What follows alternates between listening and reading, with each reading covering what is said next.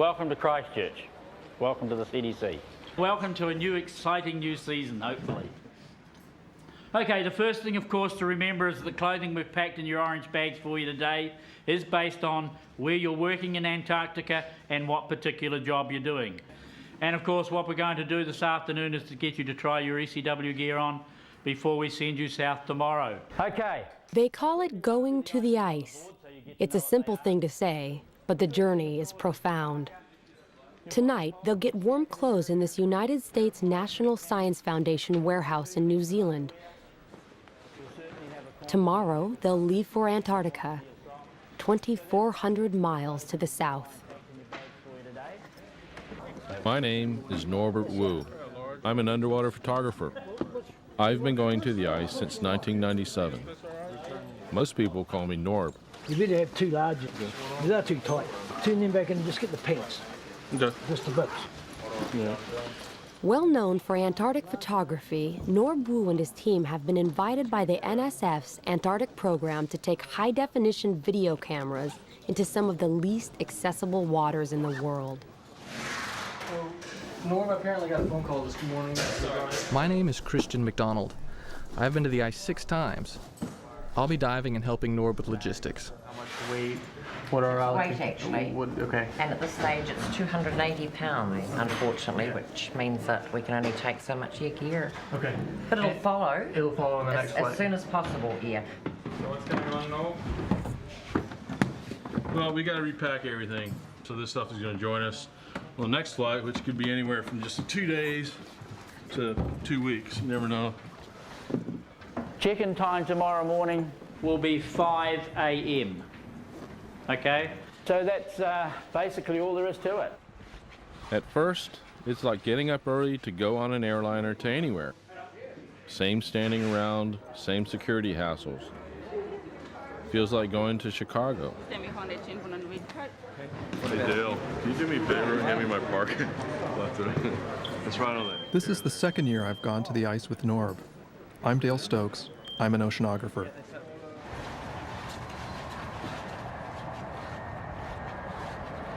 This is no airliner. This is not a trip to Chicago.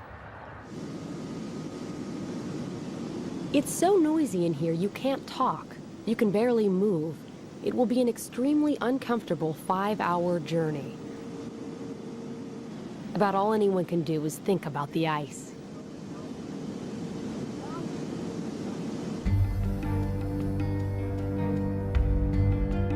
Antarctica is dominated by ice.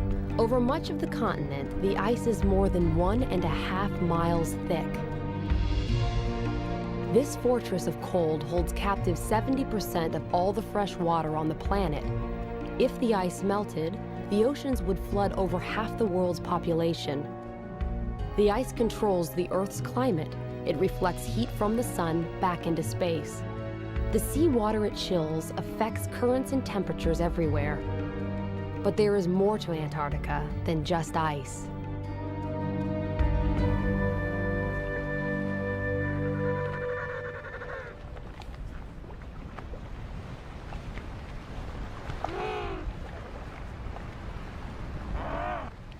On the surface, Antarctica seems bleak with its endless cold and its flightless, awkward birds. But that's only on the surface. Norb, Christian, and Dale are going to the ice to get under it.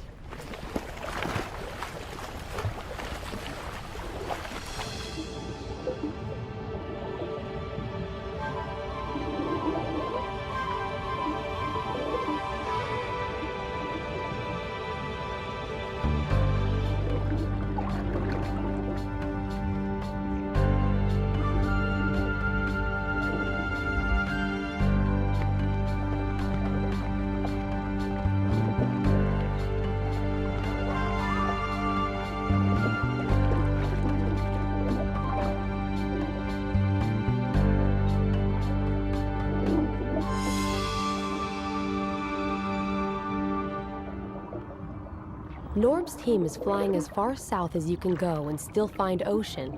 This is less than 900 miles from the South Pole. It's even too far south for most penguins.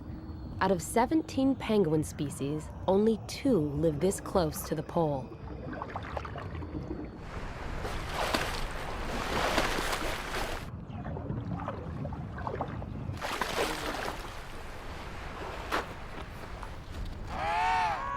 The big ones are emperors. The small one is an Adelie. The penguins only look awkward on the surface. They are completely at home. 5 hours after takeoff, the plane lands on the frozen sea near McMurdo Station, a United States research base. For the passengers, those 5 hours have transformed their world.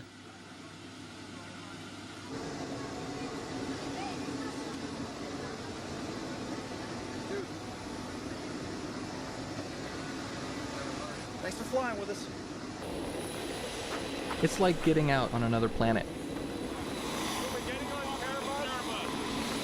I'm always impressed with the purity and the vastness of the ice.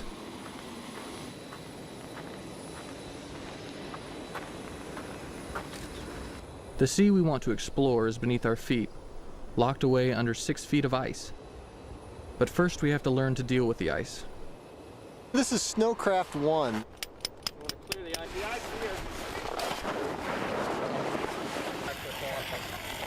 This is the basic snow survival course that all field parties have to attend in order to get permitted to head out into the field. The height of the winter, as the sea ice is growing, the continent roughly doubles in size. So in a normal year, you'll pretty much see a lot of little cracks in the sea ice out here. What we're going to do here is we're just going to break out our drills and just find out how thick the ice is here. Whenever you're going to drill, and drilling is considering the potential hazards out here, that's the way you find out whether the ice you're on is safe or not. It's known as Snowcraft 1, also collectively known as Happy Camper School, and sometimes known as Survival School. And I guess a lot of that depends on the weather and the disposition of the folks involved. But today it is definitely Happy Camper School. Well, this is a couch. See? This is a party couch. I think I'll turn this into like a little drink rest or a coffee table. Cool. Okay, high winds coming in from the south. You're going to have to hold on to everything you've got. You can't just take the contents of your tents and dump it onto the ground, because otherwise it's just going to blow away. And for God's sakes, you don't take the thing and try and blow into it. You're going to wind up in medical.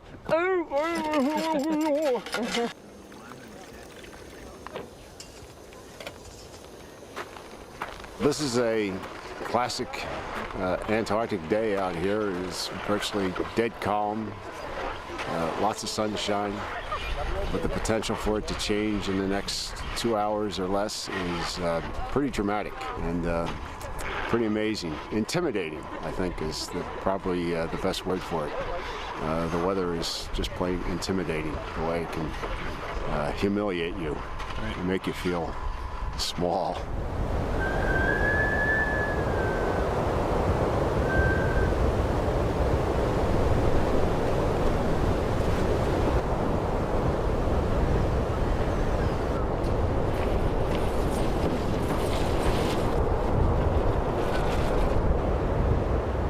It's mid-October, springtime at McMurdo Station. If you have any trouble at all, you just call MacOps and tell them you have a dive accident. They'll page everyone. Hundreds of scientists and technicians are here, but most of them, like Norb's team, are inside, getting ready for the season's work. What transportation options will be best? If you're diving locally here, the best transportation is going to be your Sprite. Rob Robbins is McMurdo's diving coordinator. He'll often dive with the team. Have a helicopter launch from here, go up there and pick you up. So people call this place Mactown. It's a frontier outpost, a modern version of an old mining town. When the weather breaks, everyone scrambles to get out in the field. They're all chasing the most elusive kind of gold, knowledge. This year, the National Science Foundation will support 127 major research projects.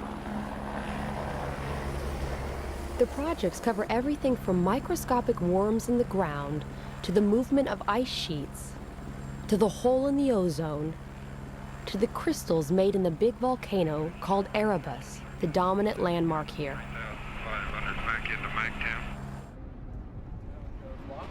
For Norb, Christian, and Dale, gathering equipment and scheduling trips into the field seems to occupy all the daylight hours.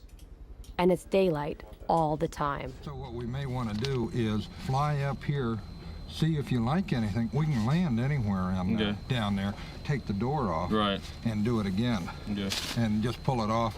We'll put a rock on the door and leave it. All this work is dwarfed by Antarctica. It's the only place on Earth that still has huge areas which have never seen the track of a human being.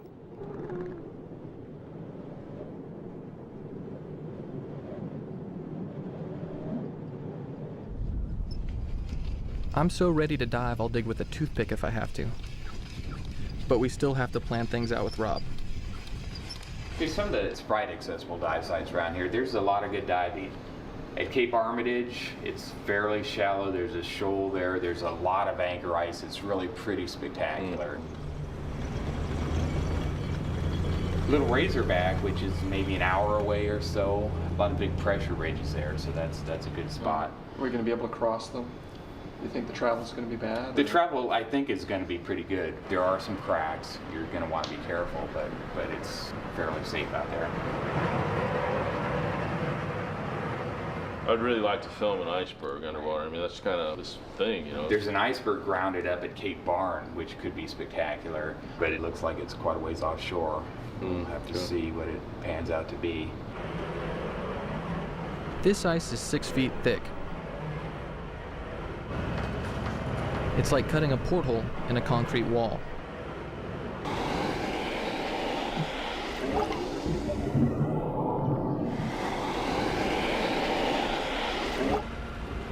But we can't just go jump in the hole.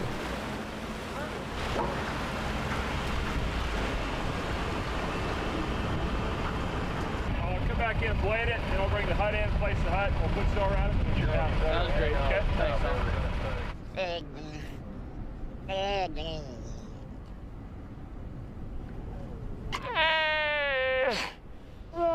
Waddell seals are at home on the ice. They live far from open water and use cracks and holes to get in and out of the water and to breathe. In October and November, the seals haul themselves out on the ice to give birth and raise pups.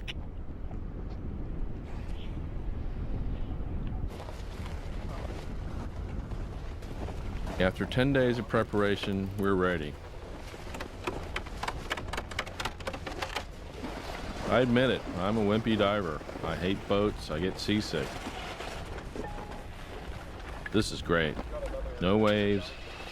You just drive out on a frozen ocean in this big red thing, which is called a Sprite.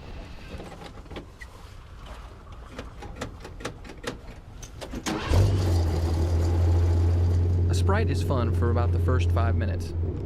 It's like driving a tank. But a tank's fast. This thing maxes out at about 10 miles an hour.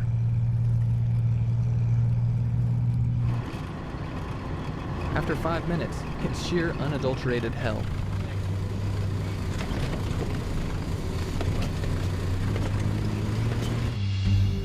After a rough hour's ride over the frozen ocean, the team arrives at the dive hut that they place next to a rock called Little Razorback Island.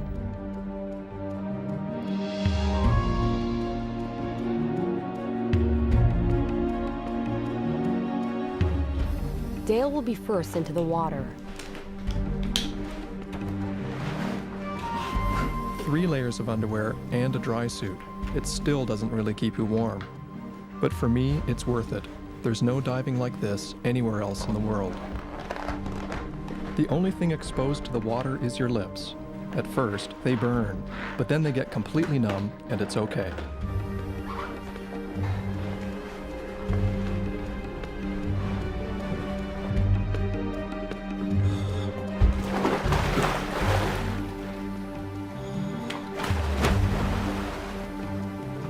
The water temperature here is 28 degrees, so cold it can freeze blood. If something goes wrong, there are only 2 places to get out, this hole and a nearby safety hole. But diving is what they came all this way to do.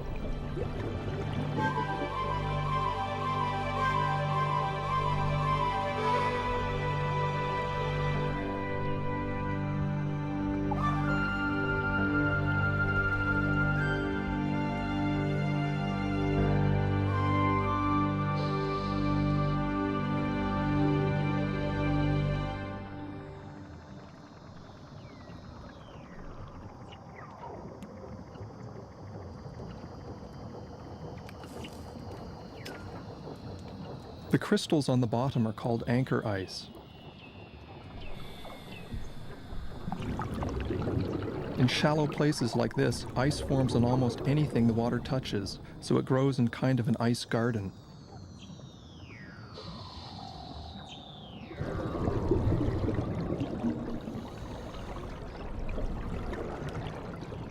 Sometimes it picks up stones or even living creatures like this sea urchin, and then carries them up to the ceiling.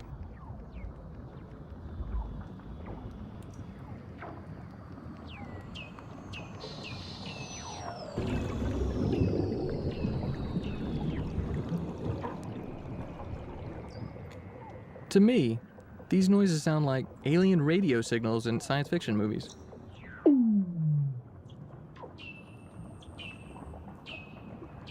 They're actually the calls of Weddell seals.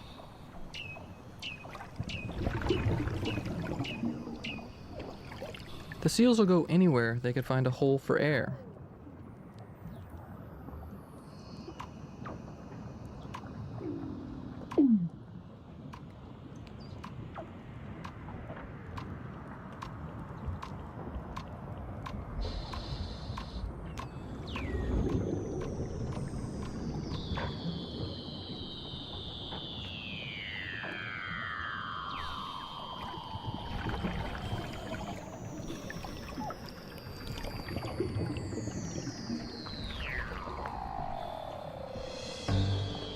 I've dived in a lot of places that are famous for clear water. The Great Barrier Reef, the Bahamas, Tahiti, Hawaii.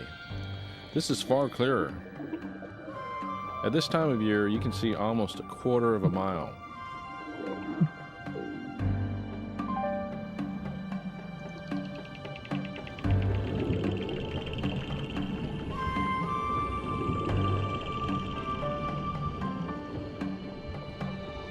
These strange things are called brine channels. Up on the surface, salt is concentrated in the frozen sea ice and makes brine, which is so salty that it stays liquid even when the surface ice cools it to extremely low temperatures. When this cold brine flows downward, it freezes the less salty seawater around it, making these tubes.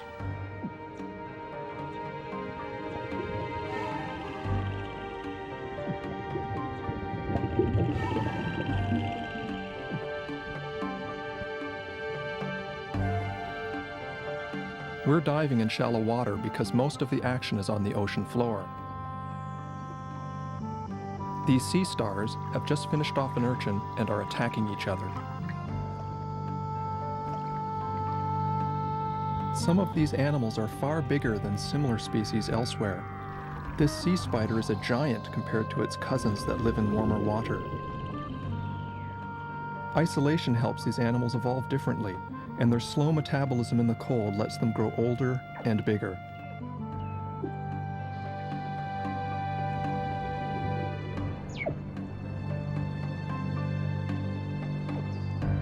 Clear water is great for us, but hard on the life here.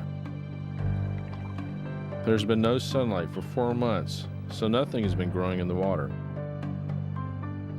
Everything is hungry.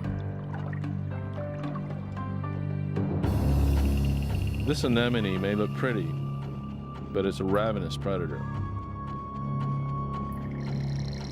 The current has carried this jelly too close to the bottom. The anemone snagged it. Sometimes they can eat an entire jelly.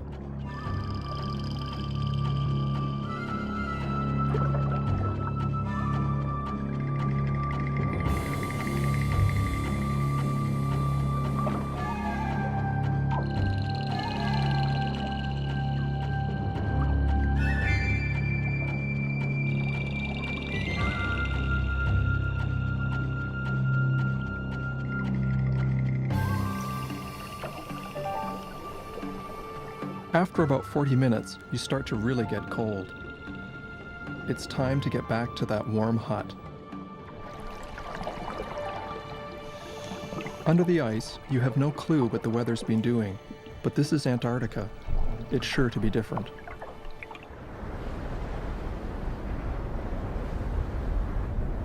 When you come out, you get oriented by looking for Mount Erebus.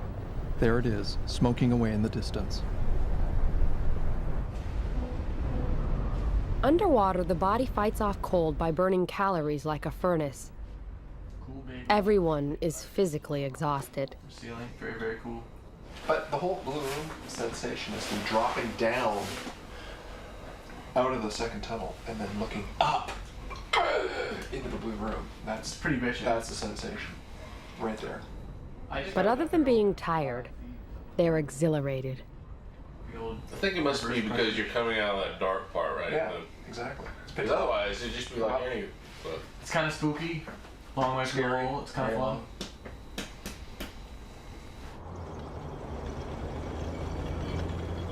The next day, they're right back out on the ice.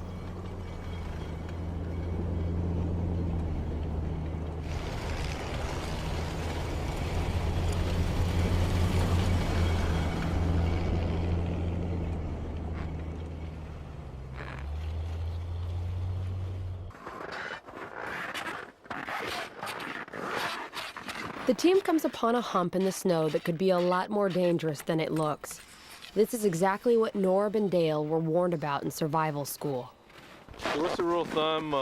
It has to be, we need 30 inches of ice, but if we get a crack, it's got to be less than a third the track width. So I think if we just get a shovel here and we can clear some of this away and see how wide it is. This snowdrift marks a crack in the ice. You can't tell from the surface if the crack is too wide for the Sprite to cross. It's always weird to think that right underneath this solid-looking surface, there's ocean 1,000 feet deep. I love diving, but I sure don't want to fall in.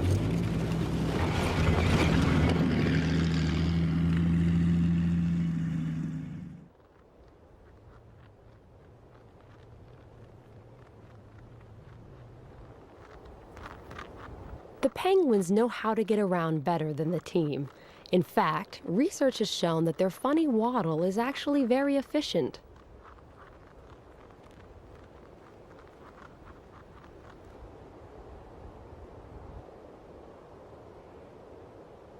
There are all sorts of mysteries under the ice. One of them is how the Weddell seals live. In this field camp near McMurdo, biologists are studying the seals. They have drilled a hole in the ice so far from the other holes that a seal released here has to come back. It's held captive by its need to breathe. Under a special research permit, this male was captured and he'll work with the scientists for a couple of weeks, then be returned to the place he was caught. They have glued instruments on his back and a camera on his head to explore a world of life and hunting under the ice that would otherwise be hidden forever.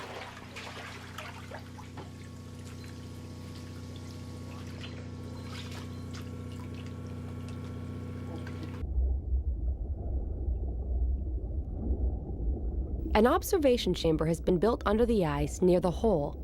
One of the science team is there to watch the seal's behavior.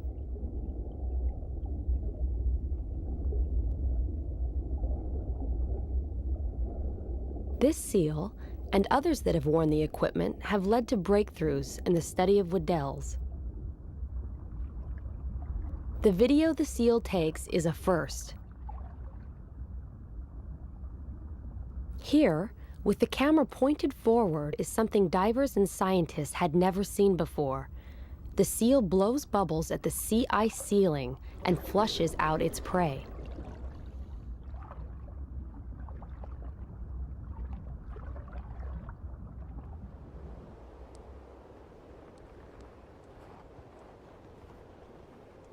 The ice is too thin for vehicles near Turtle Rock, which is the best place to see seals underwater. The team must hike with tanks, cameras, weight belts, and all.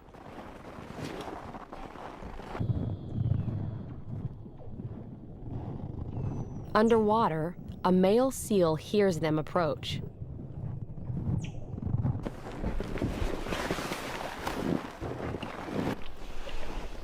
He checks them out, but he has other things on his mind. There is a female in the neighborhood.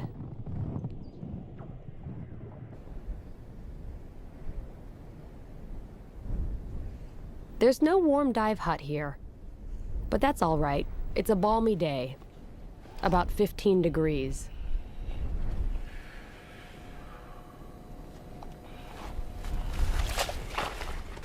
Since the big drill can't get here, the team has to dive through a seal hole. The water's constantly refreezing, but keeping the hole open is one thing the divers can do more easily than the seals. Seals have to use their teeth.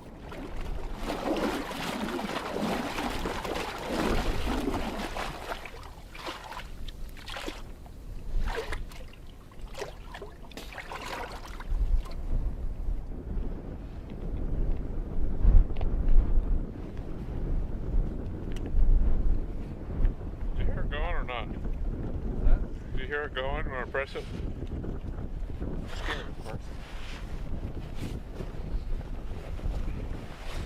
Making a lot of noise though. I got this other one anyway. Mike, let's try the this details get you every time. I've had trouble with this hose before, so I want to be real sure it's working.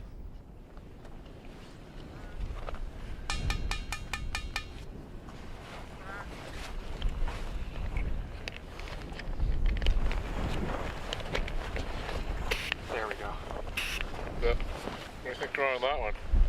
It's frozen. All right. As Norb and Christian get in the water, a mother seal is teaching her baby to swim.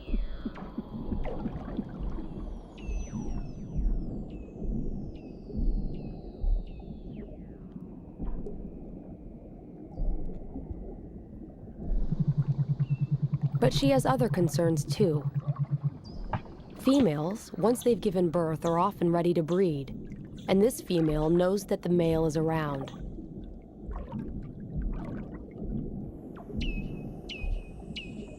Seals can dive as deep as 2,000 feet. They have been known to stay underwater for over an hour.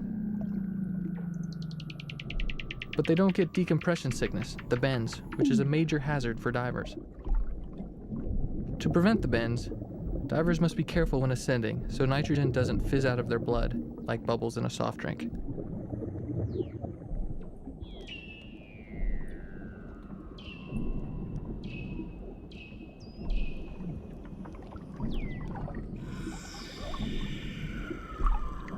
As we watch, a male shows up to chase the female.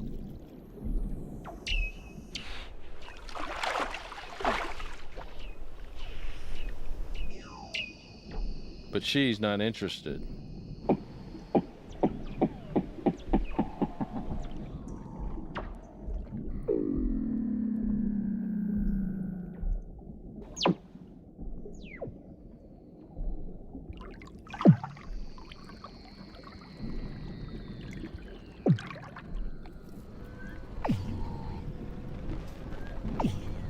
The males sometimes fight each other at breathing holes, so we try to use holes that aren't occupied.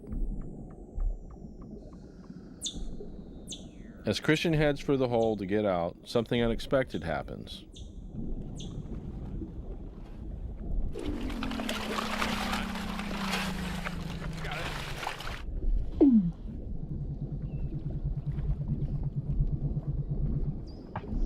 Oh! Oh my God!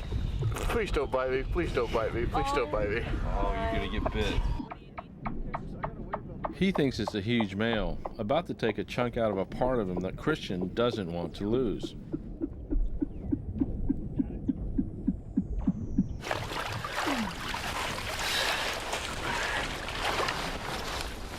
Like, whoa, somebody's used to me.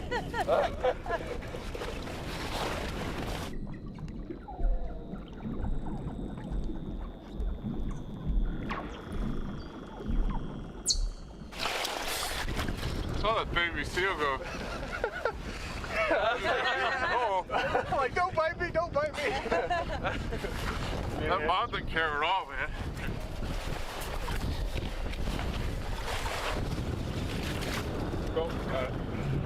Is that the baby that came up there? Yeah. I was like, oh, big dude over here, scraping out a hole. This big one is a leopard seal. He's near the top of the food chain. A wolf of the Antarctic. A penguin eater.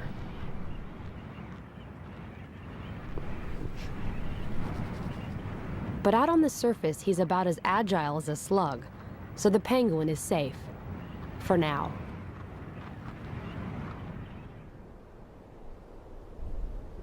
Couloir Cliffs, the next dive site, is too far away from McMurdo Station for the team to use a drilling rig.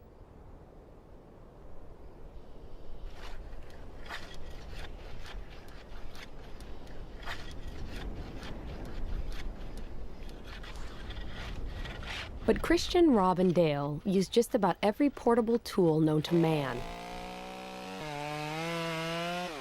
to get through the ice. Sorry. We have holes.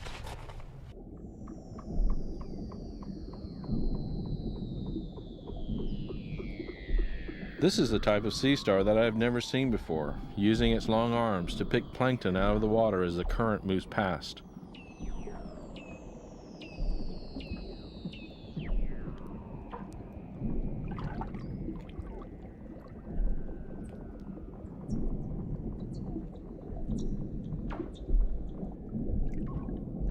This crinoid, a relative of sea stars, is sort of fly casting for plankton.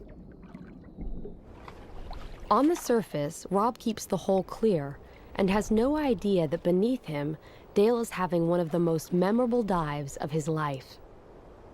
He is witnessing the effects created when snow from these cliffs melts and sinks beneath the cracks in the rocks. Under the surface, the fresh water seeping back out from the rocks is frozen by the colder seawater. It looks like a frozen waterfall.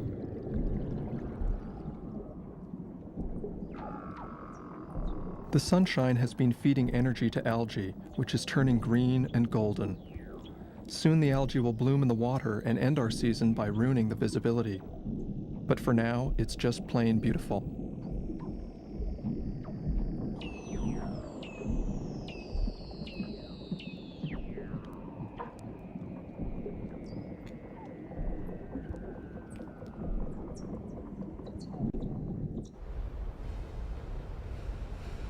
On a slope below Mount Erebus, a glacier flows to the sea from the thick ice in the interior. In some ages of the Earth's history, Antarctica's ice has flowed completely away. Today, scientists are studying this ice, trying to learn whether it is growing or shrinking and why. This simple and precarious balance between what is frozen and what is not affects everyone on Earth.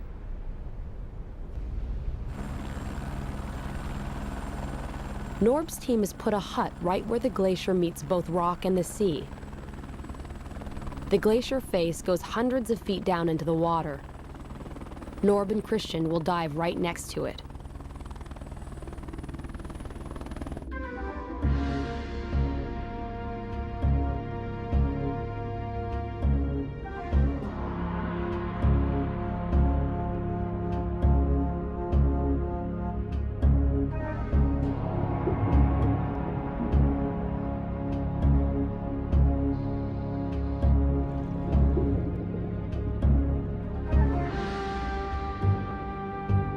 This is a spooky place. When you swim close to this, you can't really tell where the water ends and the ice begins. It gives you kind of an ominous feeling.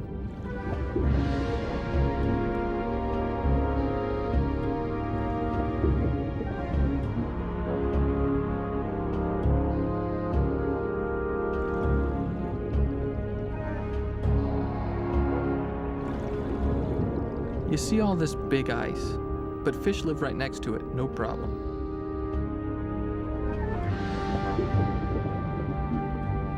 They make their own antifreeze in their pale blood.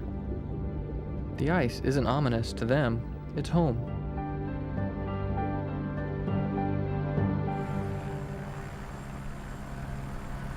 Every year, Antarctica sheds thousands of icebergs like flakes of its skin. Everyone knows that icebergs hide most of their mass underwater, which is why the team wants to shoot near one. But that, like everything else here, is going to be harder than they thought. Christian and Rob have been out for 2 days looking for bergs to explore. Their report is not good. Okay. Gotta go Cape Roberts. Well, Cape Roberts is pretty nice, but we weren't able to find any diveable icebergs. Oh, you kidding? No, actually, we tried quite a bit. We spent a couple days chainsawing holes and trying things out, but it doesn't look too good. No, really? So you're saying, what, out of all those bergs over there, you don't think any one of them's diveable? I don't think any of them are diveable without drilling or blasting a hole. Most of the icebergs are packed tight by the sea ice. No cracks, no openings, no nothing. And a lot of snow drifted up around each of them. We did find one berg that had kind of calved off and collapsed. And as it collapsed, it broke the surrounding sea ice around it, which looked really good. It looked like there was some thin spots we can get in, and there was a seal or two around. God, we spent like 5 hours chainsawing this thing open enough so that we could get in. Turns out, not only was it really dark and murky and kind of freaky, but when it looked as if when the iceberg calved and it broke all the sea ice around it, it pushed all that broken sea ice underneath the surrounding sea ice. So as soon as you open up a hole, it could be plugged up by this broken piece of ice that's underneath the underneath. It's dangerous. So I kind of jumped in and went down about 8 or 10 feet, and all the ice started kind of shifting around around me, and so I came back up. Didn't like it. But the team is determined to dive an iceberg and find this berg frozen in the sea ice.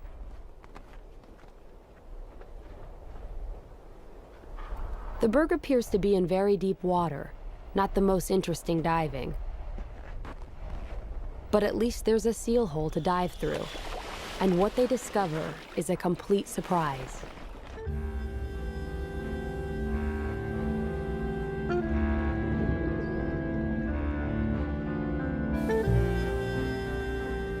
This is very cool. There's rock right under the berg. It's not in deep water after all. There's an underwater pinnacle here, and the berg crashed into it like a ship hitting a reef.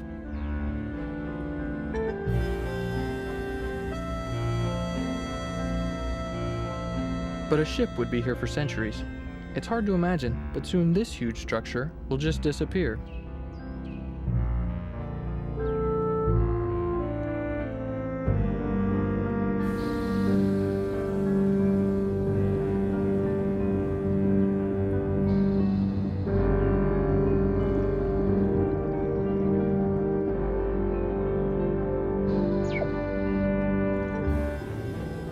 Bergs play a huge role in the Antarctic ecosystem. They crash into the bottom often, clearing big swaths on the seafloor for new life to colonize. Some scientists think this constant churning of the bottom is one of the reasons that life down here is so diverse.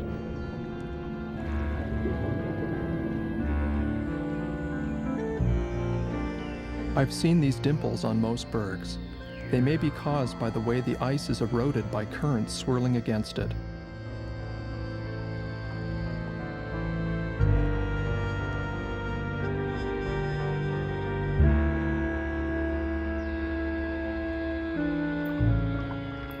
Young fish take refuge in the dimples. I guess when this berg melts, they'll just go find another one. It's not as if there's a shortage.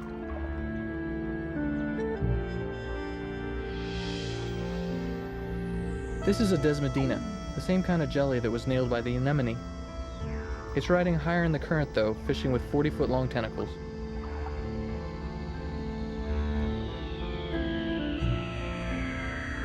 It has been another great dive, but this dive costs the team big time. I'm calling from McMurdo Station in Antarctica.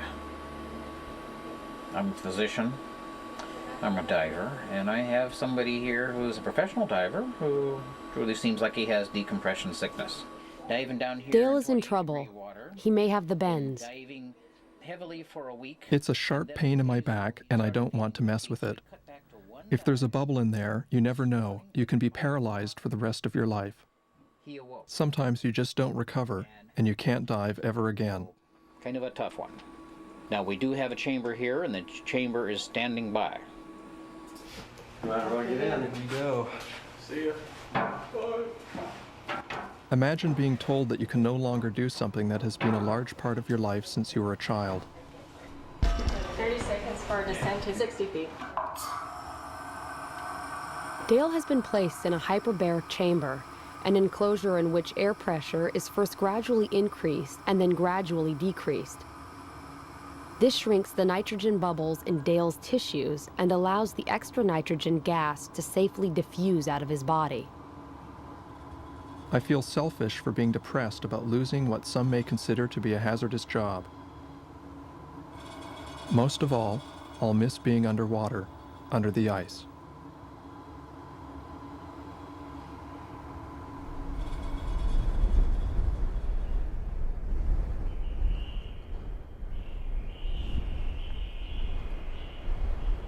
Dale will help out on the surface as the team continues diving and filming. They fly to the strangest dive site on the schedule. It's near a region called the Dry Valleys, where wind keeps the rock scoured clear of ice. At the foot of these valleys is sea ice that is unusually thick and stable. Near the ice, the National Science Foundation has built a well-equipped field camp.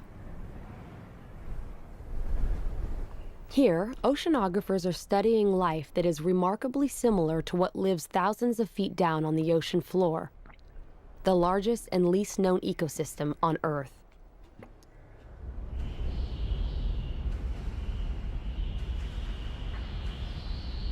But the depth here is only 90 feet. It's the ice, so thick it never breaks up, that makes this shallow world as dark and cold as the bed of the deep sea.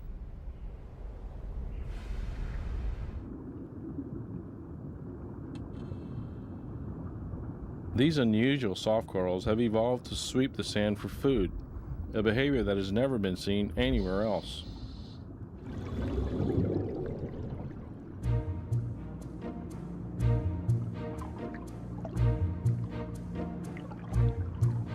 Among scallops, these brittle stars fight each other like stick warriors. The red ones eat the white ones, if they can catch them.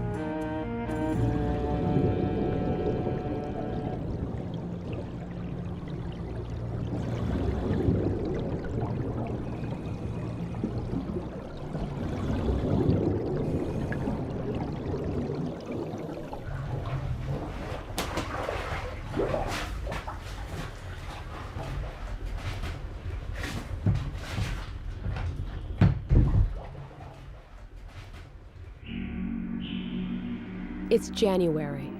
On the shore, water is cut loose by temperatures that flirt with a thaw. But summer ages quickly. The midnight sun sinks toward the first sunset of autumn, and there are new visitors to McMurdo Sound.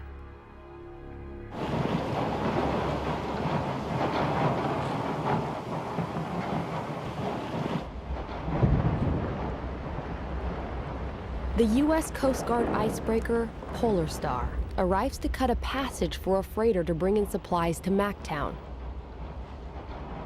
In the strips of open water behind the icebreaker, minke whales appear.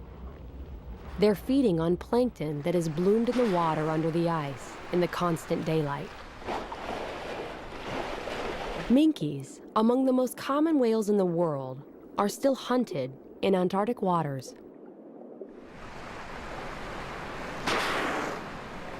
The sudden appearance of abundant food is good for them, but bad for diving. The great visibility is gone, so Norb's time here is almost over.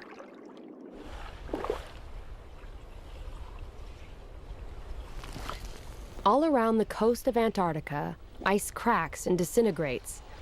The expanse of sea ice has shrunk from its maximum of 7 million square miles to its minimum of only about 1 million. There are other visitors out there, but they're more elusive. For days, the team searches outside McMurdo, looking for the orcas that often haunt the ice edge. But day after day, the patches of water are empty. Then, in one breath, everything changes. The ice of the whole bay seems to be breaking up in front of our eyes, opening into long strips of water that are called leads.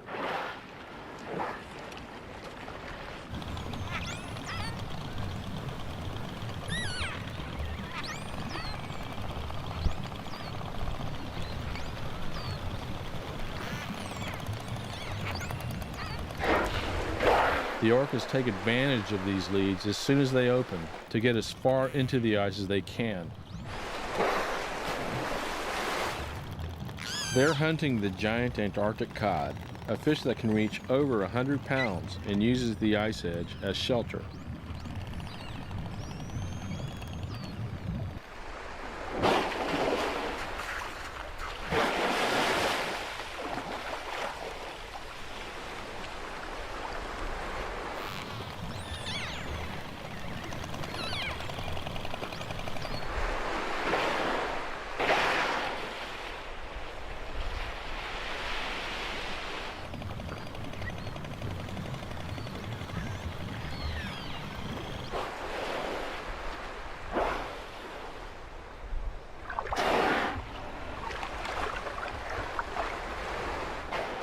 Everyone thinks that orcas eat penguins.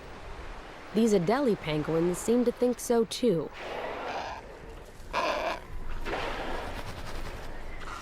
But scientists haven't actually seen a penguin eaten here, so they don't know for sure that it happens.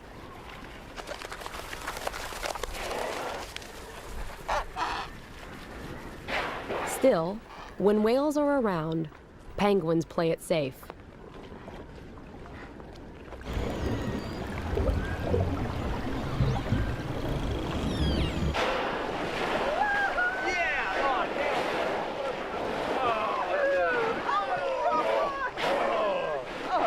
Dude, this is ridiculous.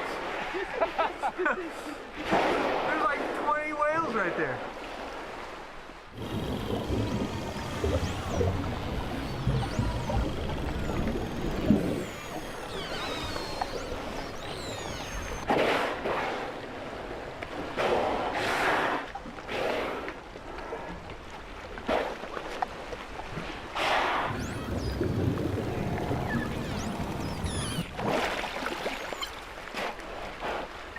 Orcas seem to watch us by doing what we call spy hopping, checking out the surface.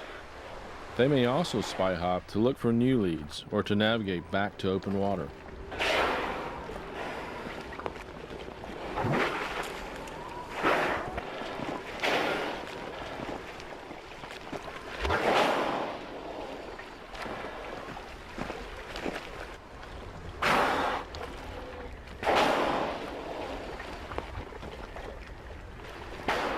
The orcas seem to be at the heart of the huge ebb and flow of energy in the Antarctic Sea, where the sun burns away the ice each year and the long night builds it back.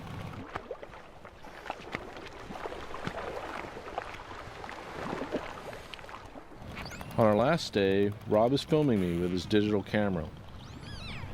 And suddenly, something happens that reminds me that for all our study, we still know very little about life under the ice. The whale checks me out, then sends some kind of message, but I have no idea what it means.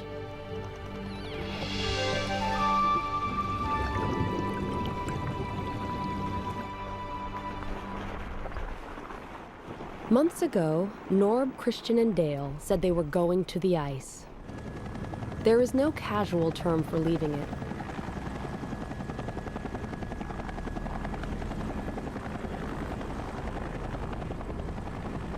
They have looked in the face of glaciers and at the roots of icebergs. They have glimpsed the life that has turned this hostile place into a home. But it's tough being on the ice, and at the end of all this work and cold, the team is happy to be heading home.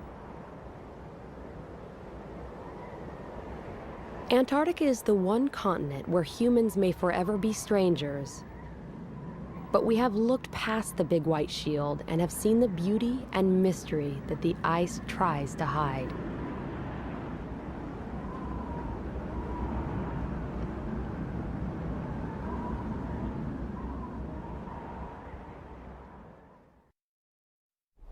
Under Antarctic Ice is available on VHS for $19.95 and DVD for $24.95 plus shipping.